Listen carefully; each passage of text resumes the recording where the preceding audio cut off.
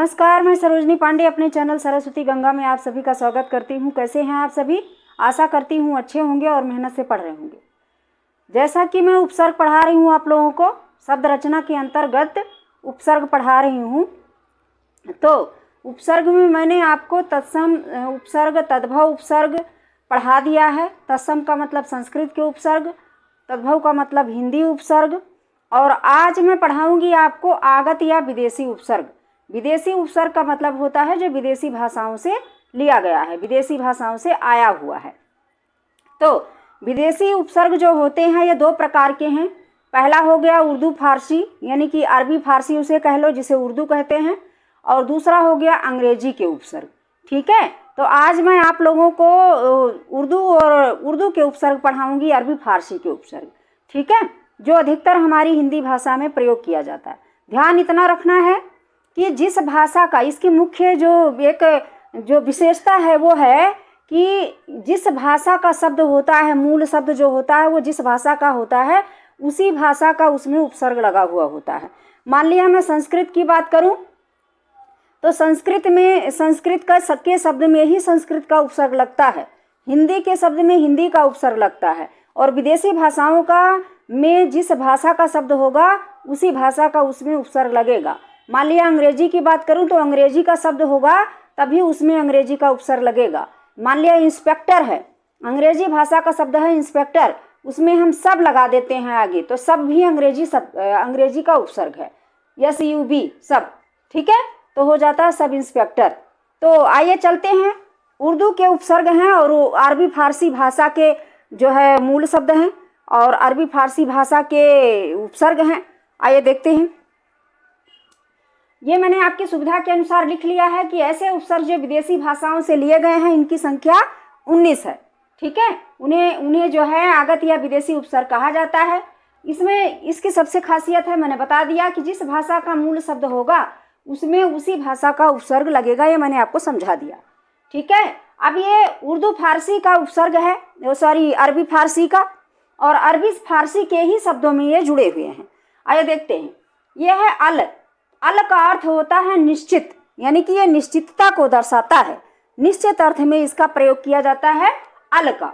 जैसे अलगरज कहते हैं ना, अलगरज यानी इन्हें कोई जरूरत ही नहीं, इनकी कोई गरज ही नहीं है। ठीक है, यह निश्चितता दर्शाता है। अलबत्ता कहते हैं अलबत्ता तुमने ऐसा ही किया होगा, है ना। अलबेला, अलमस्त, ये सभी जो है दर्शाते हैं, किस चीज को दर्शाते हैं? निश्चितता को दर्शाते हैं। ठीक है, कि तुम निश्चित ही मस्त हो।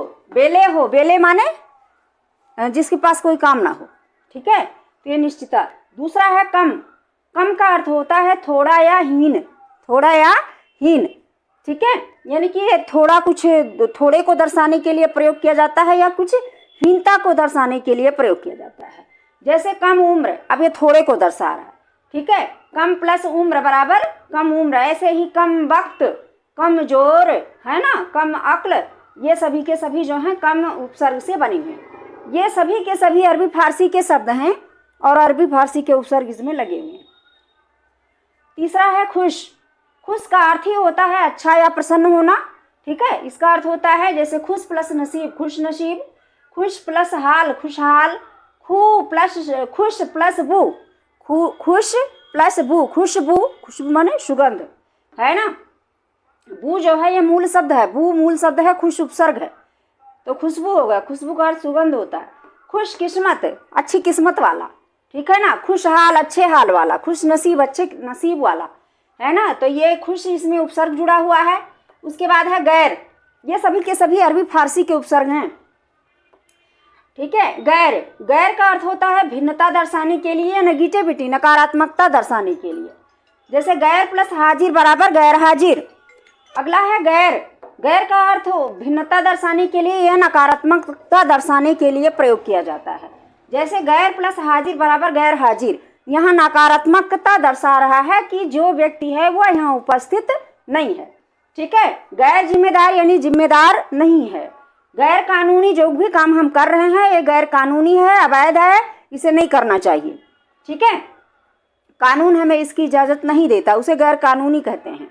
गैर जरूरी यानी कि जरूरत नहीं है, बिना मतलब के कर रहे हैं। ठीक है, तो ये गैर हो गया। उसके बाद है बा उपसर्ग है। बा का अर्थ होता है किसी के साथ या से या और।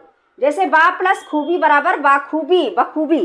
कहते हैं ना हमने अपनी जिम्मेदारी बखूबी निभाई। बखूबी का अर्थ होता है कि जैसा चाहिए था वैसा, अच्छे से, ठीक है, अच्छे से निभाया, ठीक है। बदौलत, बा प्लस दौलत। दौलत का मतलब होता है धन दौलत, ठीक है, और बा उपसर्ग जुड़ गया तो हो गया बदौलत। बदौलत का मतलब होता है कि किसी चीज के साथ या किसी के बदौलत। कहते हैं ना हम उसकी बदौलत तुम इतना उछल रहे हो, या अपने धन की बदौलत तुम इतना कह रहे हो, है ना, ऐसे तो वो होता है।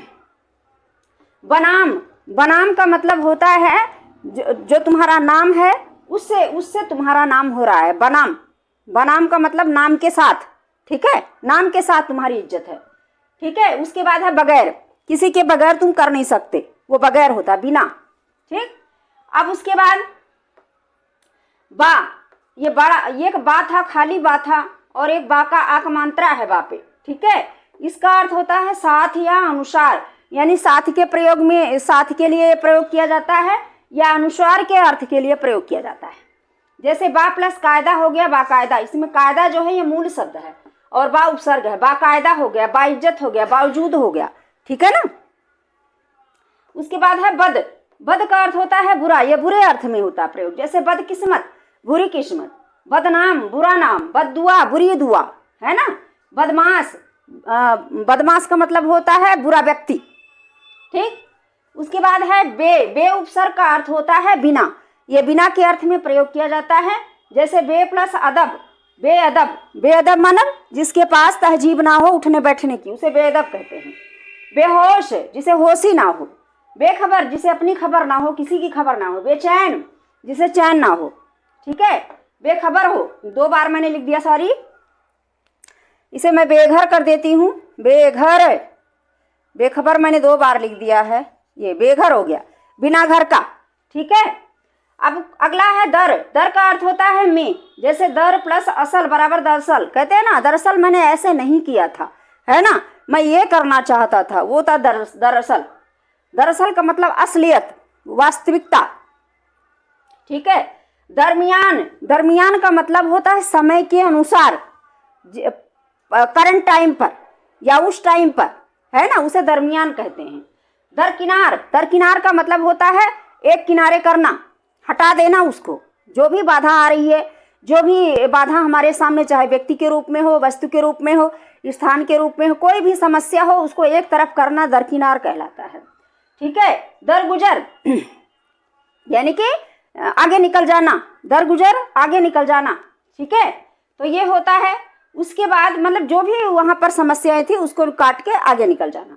उसके बाद है हम। हम का अर्थ होता है आपस में या साथ, या आपस के लिए या साथ के लिए प्रयोग किया जाता है। जैसे हमदर्द, है ना, हमदर्द। हमदर्द का मतलब कहते हैं ना हम तुम्हारे हमदर्द हैं, यानी कि हम तुम्हारे साथ हैं, ठीक है। हम उम्र, हम दोनों एक उम्र के हैं। हम शक्ल, हम हमारी तुम्हारी शक्ल एक जैसी है ना। हम वतन, हमारा तुम्हारा वतन एक ही है। तो ये होता है हम, ये हम जुड़ा हुआ होता है सब में। ये अरबी फारसी का जो है उपसर्ग है। उसके बाद है ला। ला का अर्थ निगेटिविटी में, नकारात्मकता में या अभाव में, यानी अभाव का मतलब निगेटिविटी में या कमी में इसका प्रयोग किया जाता है।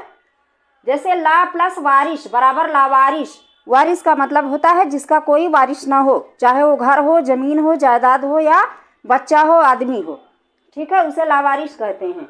और उसके बाद है लापरवाह, यानी कि किसी जिम्मेदारी से लापरवाही करना, काम से लापरवाही करना। परवाह जो है ये मूल शब्द है। ला इलाज, यानी कि कोई इलाज है, जो कोई बीमारी है जिसका कोई इलाज नहीं है, उसे कहते हैं ला, ठीक है। और उसके बाद है लाजवाब, यानी कोई चीज़ है, व्यक्ति हो, वस्तु हो, स्थान हो, वह उसका कोई जवाब नहीं है, इतना अच्छा है, इतना सुंदर है, ठीक है, उसे लाजवाब कहते हैं। तो जवाब क्या है, मूल शब्द है, उसमें ला जुड़ा हुआ है। तो चलिए ये था, ये 11 उपसर्ग मैंने पढ़ाया है, मेहनत से पढ़ लीजिएगा इसको।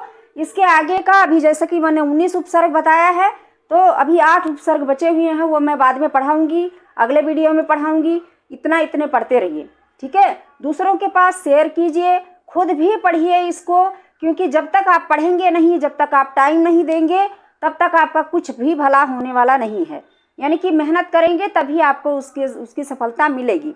ठीक है, चलिए, अगर नए देख रहे हैं तो सब्सक्राइब कर लीजिए और यदि पुराने देख रहे हैं तो दूसरों के पास शेयर कर दीजिए। ठीक है, चलिए मिलते हैं अगले वीडियो में, तब तक के लिए धन्यवाद।